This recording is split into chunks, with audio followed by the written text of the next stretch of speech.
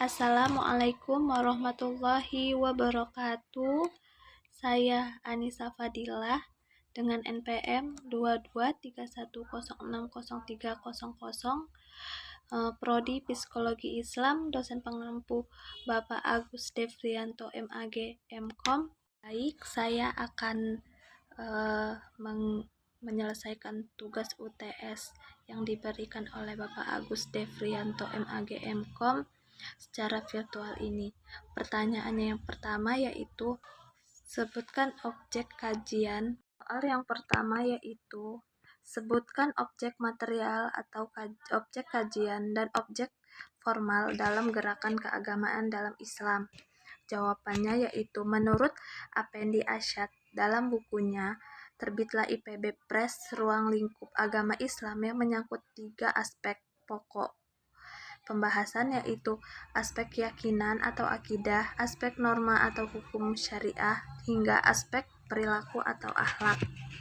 Soal yang kedua yaitu jelaskan konsep ideologi fundamentalisme, radikalisme, atau fanatisme dalam menganalisa makalah Anda. Jawabannya yaitu fundamentalisme mengacu pada paham dan gerakan dalam agama yang berupa apa yang diyakini sebagai dasar agama, lalu fundamentalisme berkaitan dengan aliran Mu'tazilah yang berarti penolakan, penafsiran, dan pemahaman mazhab-mazhab yang bertentangan dalam akal dan logika manusia.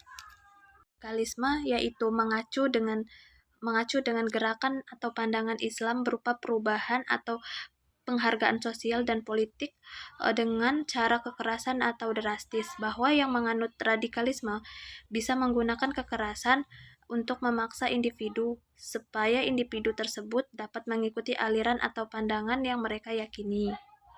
Lalu fanatisme mengacu pada paham yang menunjukkan perilaku ketertarikan kepada sesuatu secara berlebihan. Berkaitan dengan aliran Mu'tazilah, fanatisme juga dapat berarti penolakan pendapat atau pandangan orang lain untuk memahami mazhab-mazhab yang ada, dan berkeras hati bahwa pandangan tersebut memahami satu-satunya pandangan yang benar-benar ada dan selalu menolak pandangan orang lain. Pertanyaan yang ketiga yaitu bagaimana kerangka berpikir gerakan keagamaan dalam Islam? Jawabannya yaitu kerangka berpikir dalam studi gerakan keagamaan dalam Islam dapat dibagi menjadi beberapa aspek penting, yaitu antara lain yang pertama sejarah. Sejarah yaitu mengkaji sejarah perkembangan gerakan keagamaan dalam Islam, termasuk latar belakang dan konteks sosial, politik, dan budaya pada saat gerakan tersebut muncul.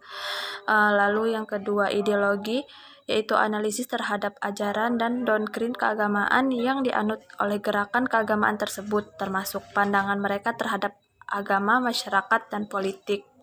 Lalu yang ketiga yaitu struktur dan organisasi, yaitu melihat struktur dan organisasi gerakan keagamaan termasuk hierarki, struktur keanggotaan, dan mekanisme pengambilan keputusan. Lalu yang keempat yaitu pengaruh terhadap masyarakat dan politik, yaitu menganalisis pengaruh gerakan keagamaan dalam Islam terhadap masyarakat dan politik, baik secara langsung maupun tidak langsung. Yang kelima yaitu praktek keagamaan dan ritual, yaitu melihat praktek keagamaan dan ritual dapat dilakukan oleh anggota gerakan keagamaan dalam Islam, seperti doa, puasa, dan ibadah lainnya. Lalu yang keenam itu yaitu hubungan dengan kelompok lain, yaitu mempelajari hubungan gerakan keagamaan dengan kelompok lain dalam masyarakat, seperti hubungan dengan kelompok Islam lainnya, kelompok agama lain, atau dengan pemerintahan dan lembaga-lembaga negara. Pertanyaan yang keempat yaitu bagaimana pendapat saudara semua tentang Syiah? Setujukah? Jawabannya yaitu Syiah yaitu aliran yang meyakini hanya ada keturunan Nabi Muhammad yang pantas menjadi khalifah. Lalu Syiah juga meyakini bahwa Rasul Islam itu Nabi Muhammad, yang menunjukkan Ali bin Abi Thalib sebagai penerus pemimpin Islam.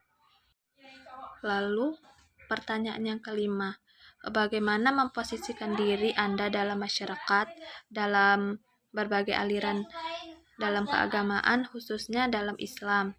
Jawabannya yaitu dari Abdullah bin Amr radhiyallahu anhu, beliau berkata, sesungguhnya Bani Israel itu terpecah menjadi 72 golongan dan umatnya akan terpecah menjadi 73 golongan.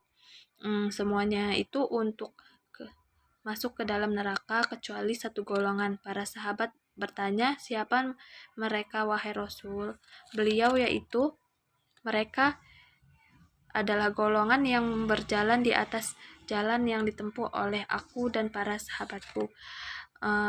Pendapatnya yaitu, jangan kau berguru atau menggurui sesuatu aliran tertentu saja, tetapi berguru kepada banyak guru, terpaku pada satu guru akan bahaya, karena saat Anda berpendapat berbeda dengan guru kita, maka sifat fanatik berguru kita tersebut memungkinkan akan muncul dan sulit bagi kita menerima masukan atau kebenaran. Lalu pernyataan yang kedua itu, kita harus senantiasa mengedepankan cara yang ma'ruf berupa dengan jalan anarki. Selanjutnya, kita harus tetap berpegang teguh kepada Al-Quran dan Sunnah Rasul, serta semakin memperdalam ilmu agama. Yang selanjutnya, sikap yang bisa dikedepankan untuk menyikapi adalah toleransi dan bertanggung jawab. Pertentangan rasa, saling memahami satu sama lain tanpa terlebih dahulu menghakimi orang lain. Baik, mungkin itu saja jawaban ujian tengah semester ilmu kalam dari saya. Saya akhiri. Wabillahi taufiq walhidayah. Wassalamualaikum warahmatullahi wabarakatuh.